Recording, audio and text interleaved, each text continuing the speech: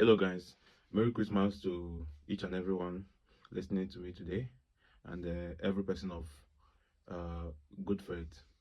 I wish you merriment, happiness, and joy in this season of celebration as we approach the end of the year.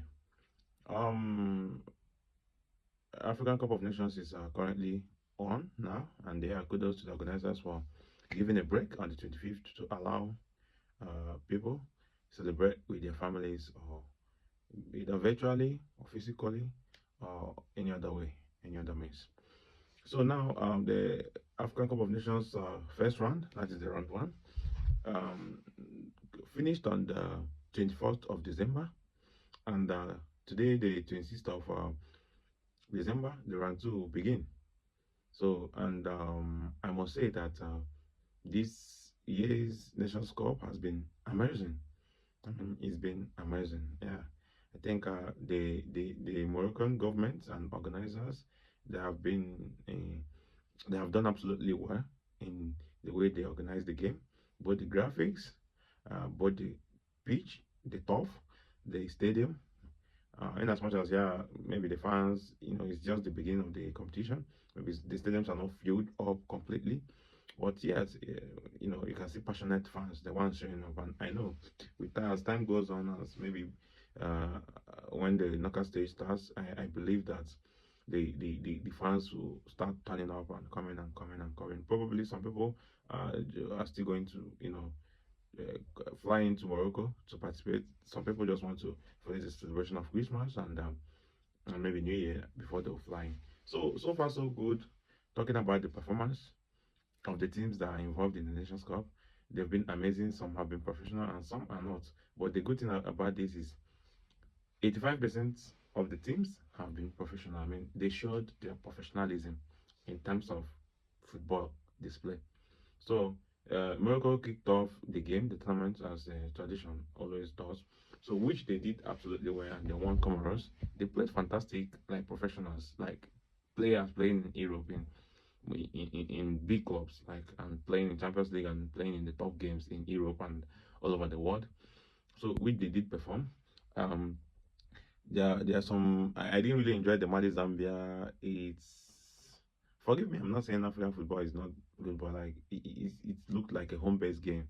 Or maybe I don't know, but or maybe because they played an early kickoff. I can't really say, but the Mali Zambia game I didn't really enjoy it. But the South African Angola game, yeah, it was also okay. Yeah, it was okay, I would say. Then the Egypt Zimbabwe, Egypt really showed class. I mean, they were missing chances upon chances, but that is why it's football of 11 men against 11, and the Zimbabwe nearly caused them harm. They were performing well, but then Zimbabwe scored first, and then they were under pressure. So but thanks to Mamush and Mohamed Salah, they came through for Egypt. So which these are the things that big clubs, these are the things that big players from big clubs do, and they showed it. Like I'm happy the big players been showing, the difference. And mostly strikers have been scoring. So it's just like the real football, like the real football that we enjoy.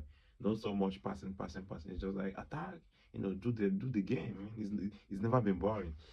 So DR Congo Benin Republic. I think the game was kind of equal, even though DR Congo won, but because I think they're in a better, maybe better coach or something. I don't know, because they also remember they also qualified for the World Cup, so it was a good game also.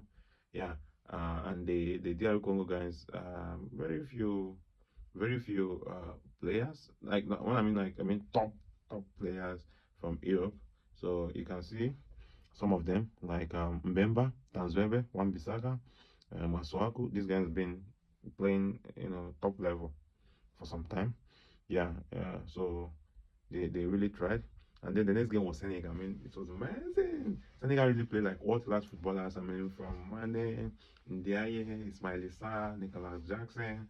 Oh my God, the Idrissa guy, the Guy P, Koulibaly. Oh, those guys they performed so well. Like the game was moving so professional. I mean, like Botswana couldn't hold them off. The game was moving so professional. Like shout out to Senegal players and their coach, the passion, the motivation. They would have scored more goals on a lucky day.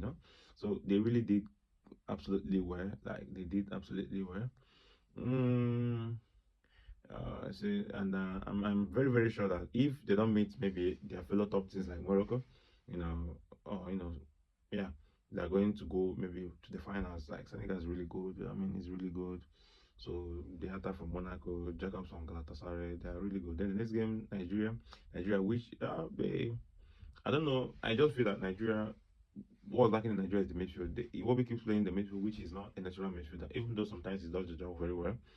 So Nigeria like did play good, but some lapses, caused them difficulties. And I would not say, but it's my country. Maybe if I say what I want to say, people won't take it easy on me. But they tried. At least they won the game. They're supposed to win it. Even though Nigerians were disappointed that Tanzania scored them, the Nigerians wanted a clean sheet because we have top players: Victor Osimhen, Adamola Lookman. There's the Wobidia, there's Wilfred Ndidi, there's so many players. There's Chukwueze, which is on fire, who is on fire in Fulham.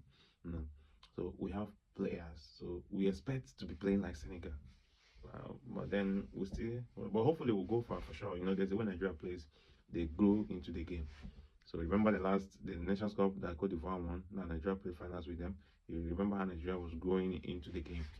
So then Tunisia, Uganda, I didn't really watch the game very well, but Tunisia performed very well too. I don't know their players for real, but when I watched the highlight and the game, and the analysis from some people, Tunisia performed very well against Uganda. Then Burkina Faso, Equatorial Guinea, the game was like the Mali. It was like the Mali Zambia game. It was like the Mali Zambia game.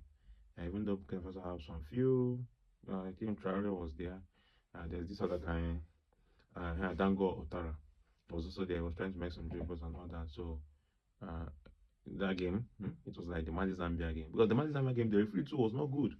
So the same thing I think happened in Burkina Faso Equatorial Guinea. It was taking time to make decisions, and some clear stuffs wasn't able to take decisions immediately. Then the Algeria Sudan, Algeria Mahrez. So they have some players. Unfortunately, Oa, is that Oa? The young guy, I think he had a 10-minute injury, so he didn't make the squad. So, but Algeria is still good. They were like Kanta, Kanta, Kanta. When I was watching them, they were like playing like Barcelona's Hansi Flick. They were like that, that, that. I don't know how long that will sustain them, but yeah, they did good. And Mahrez, yeah, big player, experienced player. He showed why he is Real Mahrez. Then the Ivory Coast, Mozambique, the Ivory Coast game, like they have potentials. Then many OGs were in the team. I think they still retain mostly the team that won their Nations Cup, because I saw Michael Sarri in the team. The Sangara was still there, and yeah, Sangara is good. Yeah, I mean, almost the same team that played last time. So they are good, but their game weren't that smooth like Senegal. I'm sorry, I'm using Senegal as the best bank of Morocco, but that's how I feel. That's the reality. That's the fact. Senegal, Morocco, they're amazing, man. So, because yeah, they won. They will still come good. But I don't know how far they're going to go. Like I can't predict. I'm not yet convinced. Then Cameroon Gabon, yeah, due to time difference, I was not able to watch the game. Yeah, so but I heard they played very good, and I don't know the Gabon. When I analyzed the game and watched the highlights, I think the Gabon coach was planning something maybe in the second half, but then they considered an early goal, so which forced them to make these early changes at 3 minutes early in the game. And they brought Pereira, Aubameyang, and there's this other that the player they brought in. So I think they fought, and maybe they tried to at least get a point from the game, but Cameroon did not allow them to. So, but first I questioned why the coach did not start with Lemina, unless he had injuries or he arrived late or something. But Lemina, that's the guy in Ghana. That's why, like, for me, he's supposed to start, but I don't know better than the coach. So, but it was also a good game. They are neighbors, like, from the West Africa, so they know each other and speak French. So it was like more of like a derby, but not like a derby, but. So it was a tough game. So we are looking forward to the second round, which you will see some games, stronger games. The first round, I think, had big teams against small teams. So now, this second round, we are going to see some clashes like Egypt, South Africa. Yeah. Even Morocco Mali is not going to be easy for Morocco. The Nigeria Tunisia is going to be a tough match, and Ivory Coast Cameroon. Cameroon is lucky to must have gotten that 3 points, because this looks like a draw game. This Ivory Coast Cameroon looks like a draw game, and then There's this game. I'm thinking, how is it going to be? Senegal, DR Congo. Senegal is. I think Senegal might still win, but you know, DR Congo is not an easy team. They are not. You're not just going to walk past them just like that. So this is just the analysis of how the first round went. So we're looking forward to the second round, which Angola Zimbabwe is going to start. Yeah. So I hope you guys will enjoy the season as the year gets to an end, and I hope you guys also enjoy the tournament with your loved ones, maybe watching from your TV, from your phone, from your computer, or live there in Morocco. Wish you all a wonderful New Year.